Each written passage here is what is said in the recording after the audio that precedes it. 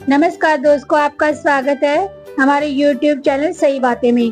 Paris Olympic में भारत ने 6 पदक जीते, जिसमें 1 सिल्वर और 5 ब्रॉन्ज थे। पेरिस ओलंपिक के बाद अब पैरा ओलंपिक्स गेम शुरू होने वाले हैं। भारत ने अब तक 12 संस्करणों में भाग लिया है, जिसमें 31 पदक जीते हैं, जिसमें 9 gold medal, 12 silver, 10 bronze medal हैं, जिनमें से 19 मेडल तो टोक्यो 2020 खेलों से ही आए हैं। भारत 28 अगस्त से शुरू होकर 8 सितंबर तक चलने वाले पेरिस पैरा ओलंपिक 2024 में 84 एथलीटों को अपना अब तक का सबसे बड़ा दल भेजेगा।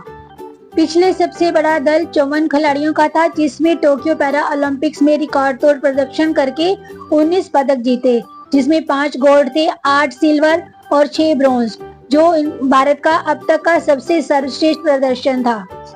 कुल मिलाकर भारत ने पैरालंपिक्स के 12 संस्करणों में भाग लिया है और कुल 31 मेडल जीते, जिसमें 9 स्वर्ण, 12 रजत और 10 कांस्य पदक शामिल हैं। पहला पैरा ओलंपिक्स 1960 में रोम में हुआ था, लेकिन भारत ने 1964 में टोक्यो में हुए पहले और दूसरे संस्करण में भाग नहीं लिया था।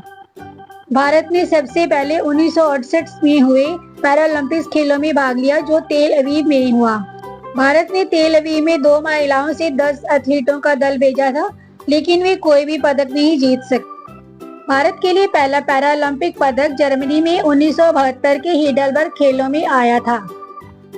पहला पदक पैरा तैराक मुरलीकांत पेटकर ने 37.331 सेकंड का विश्व रिकॉर्ड बनाकर 50 मीटर फ्री स्टाइल तैराकी में गोल्ड मेडल जीता था। 1972 के खेलों में यह एकमात्र पदक था।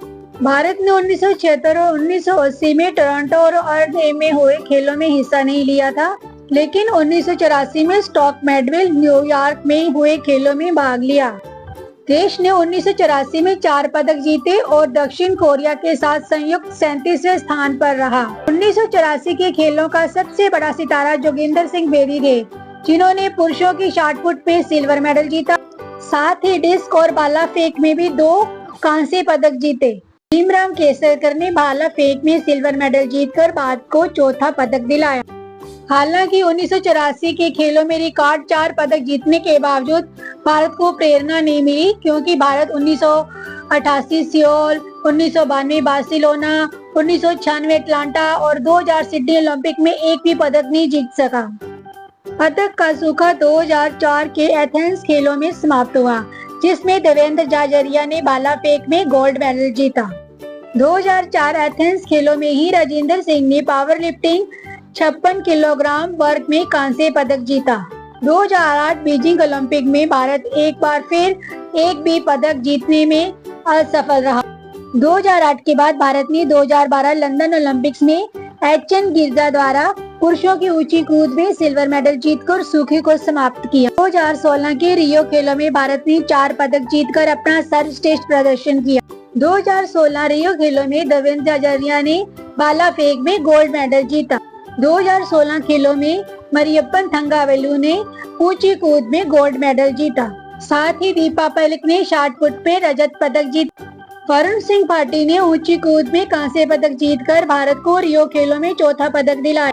2016 रियो खेलों के बाद टोक्यो 2020 में भारत ने रिकॉर्ड तोड़ प्रदर्शन किया, जिसमें भारत ने 54 एथलीटों का अपना अब तक का सबसे बड़ा दल भेजकर 19 पदक जीते, जिसमें 5 गोल्ड, 8 सिल्वर, 6 ब्रॉन्ज शामिल हैं और भारत 86 देशों में 24वें स्थान पर रहा। टोक्यो 2020 में रिकॉर्ड तोड़ प्रदर्शन करके सुमित अंतिल ने भाला फेंक F64 में गोल्ड मेडल जीता।